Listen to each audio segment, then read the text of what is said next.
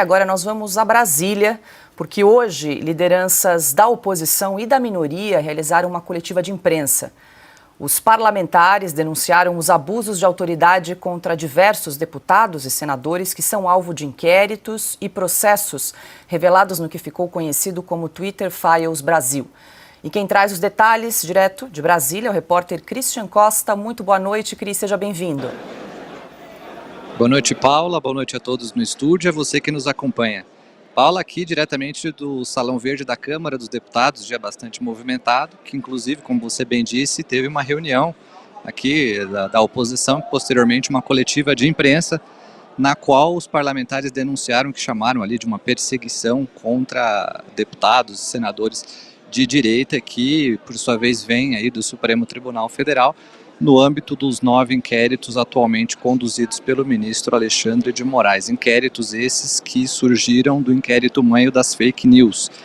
Os parlamentares reclamaram bastante, Paula, da questão do sigilo desses inquéritos, porque muitos não conseguem ter acesso aos autos, portanto os advogados, as defesas não conseguem montar ali as peças para rebater os conteúdos que tem nesses inquéritos. Então eles pediram o fim do sigilo. Eu dou destaque, Paula, à fala do líder da oposição aqui na Câmara, o deputado Felipe Barros, que usou como exemplo aqui uma decisão do ex-ministro Celso de Mello, que publicizou, por sua vez, uma reunião do então presidente Jair Bolsonaro, para informar que o Supremo tem ali, portanto, uma certa decisão no sentido de impedir a censura e que não justificaria, portanto, a manutenção do sigilo desses inquéritos.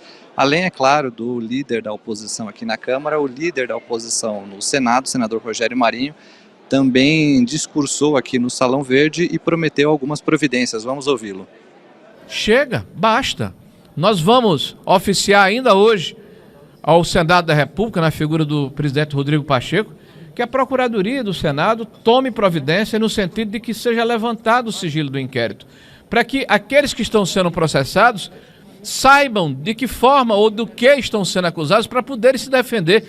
E se o delito de fato for o que nós suspeitamos que é o delito de opinião, toda a sociedade tem que repudiar esse tipo de comportamento que quer calar e amordaçar a população brasileira. Lembrando, Paula, que essa coletiva foi marcada aí na esteira dos Twitter Files, que nós temos feito a cobertura aqui no site da Oeste, e também, agora mais recentemente, da entrada da AGU nessa história toda. Nós antecipamos aqui ontem um ofício do ministro Jorge Messias, enviado ao Supremo, pedindo ali, claro, uma investigação por parte do Ministério Público e uma ação, claro, também do Supremo Tribunal Federal. Eu apurei, Paula, que o procedimento no caso dessas procuradorias citadas aí no vídeo, que são 2 procuradorias, uma da Câmara e uma do Senado, elas precisam receber, portanto, esses ofícios que são ali encaminhados aos presidentes das 2 casas. As procuradorias são 2 órgãos aqui de apoio aos presidentes e que então vai depender de cada um deles para poder tomar uma iniciativa no sentido de oficializar, como parlamento, instituição, uma insatisfação dos parlamentares da oposição. Precisa ver o que os presidentes das 2 casas vão fazer. Uma outra informação importante, Paulo, é que a oposição, deputados com quem eu conversei, viram com estranhamento essa entrada da AGU nesse caso, como eu havia dito anteriormente, porque não seria papel da AGU estar deliberando sobre os Twitter Files. Paula.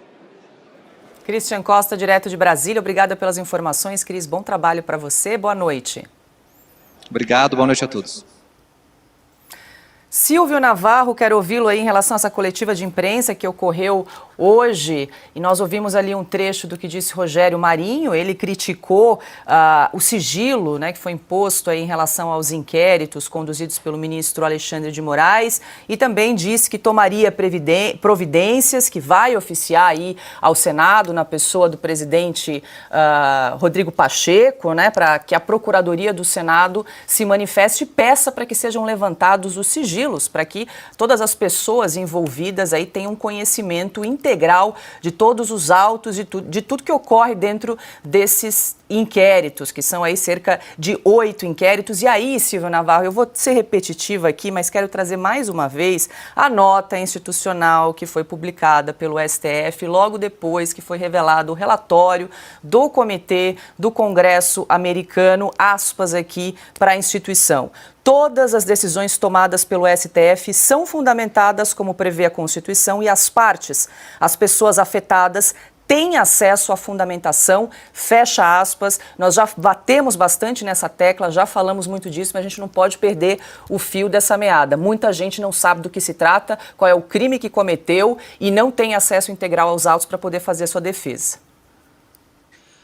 Paula, olha, eu acho que a gente precisa ser o mais transparente possível e sem rodeios. Essa nota é mentirosa, é uma mentira o que foi dito. Os advogados têm acesso integral ao que está sendo investigado. É mentira.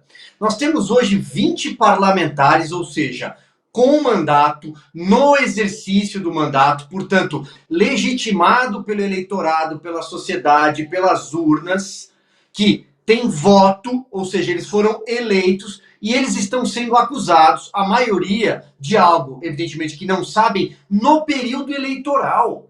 E aí eu pergunto quantos meses, quanto tempo já passou? São aí 17 meses, não é mesmo, de uma eleição que acabou. Eles foram eleitos. Eleição de deputado e senador acaba no primeiro turno. E até agora não sabem porque tiveram perfis derrubados, porque tiveram contas retidas, há casos mais agudos, parlamentares que estão respondendo a mais de um inquérito de milícias digitais, inquéritos de atos antidemocráticos. Esses inquéritos eles se comunicam de forma misteriosa, eles são inquéritos clandestinos. É hora de começar a chamar as coisas pelo que elas são, porque isso já despertou a atenção de outros países.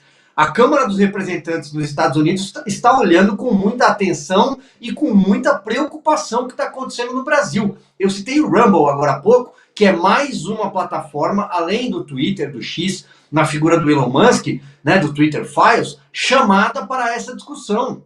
Um debate sobre censura. Então, é inadmissível que um parlamentar eleito no exercício do seu mandato há bastante tempo não saiba por que é investigado uma investigação que remete ao período da eleição. É um absurdo.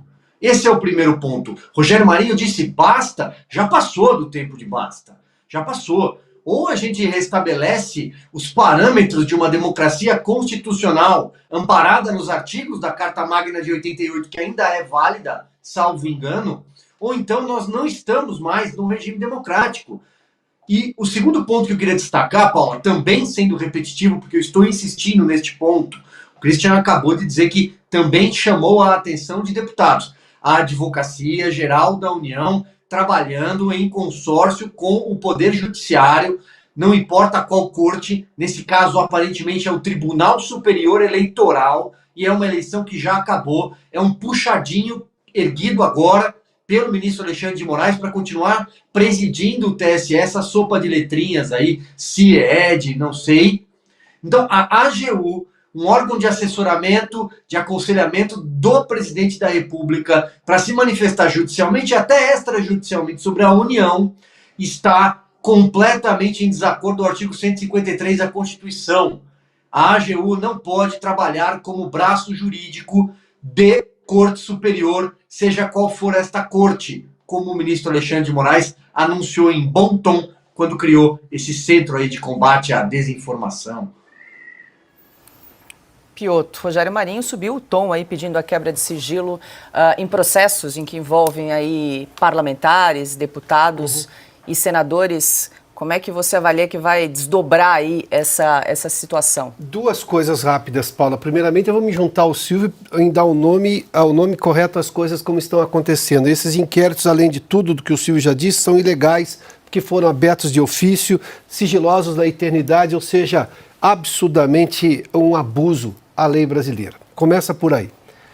Chama a atenção de como é que isso continua há tanto tempo. A segunda questão... Desculpa te cortar, pois não. Mas só lembrando, fazendo um paralelo com a notícia que demos anteriormente, a PGR havia se manifestado pelo arquivamento do inquérito das fake news, foi mais uma que o ministro Alexandre de Moraes ignorou essa competência privativa do Ministério Público, mas... O Silvio citou aqui a Constituição, depois de 88, além dos 3 poderes constituídos, né, o executivo, o legislativo e o judiciário, é nesta ordem, né, tá lá, né, e o Ministério Público. O Ministério Público ganhou um poder e uma legitimidade pela Constituição de 88 que, sim, salta aos olhos o porquê, essa foi a manifestação que Augusto fez há pouco, o porquê o Paulo Gonet, que é o chefe hoje da PGR, não é mais duro ainda em defender a instituição.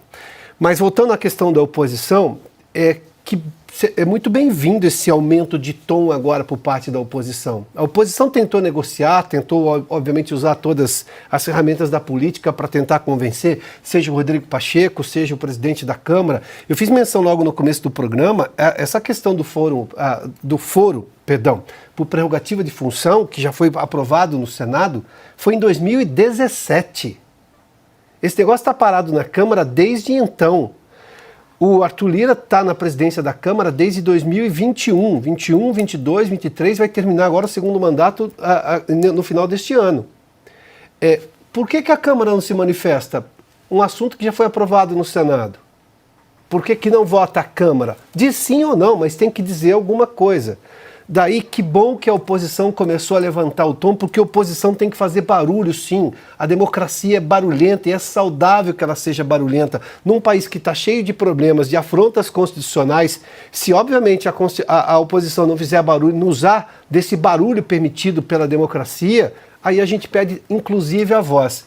É contra isso que nós estamos lutando agora. E é em favor disso que nós estamos pedindo, ou seja, o direito à voz. Que neste momento a gente está vendo por decisões arbitrárias e inconstitucionais, o TSE e do Supremo Tribunal Federal estão tentando tirar a liberdade de expressão, que é cláusula pétrea na Constituição.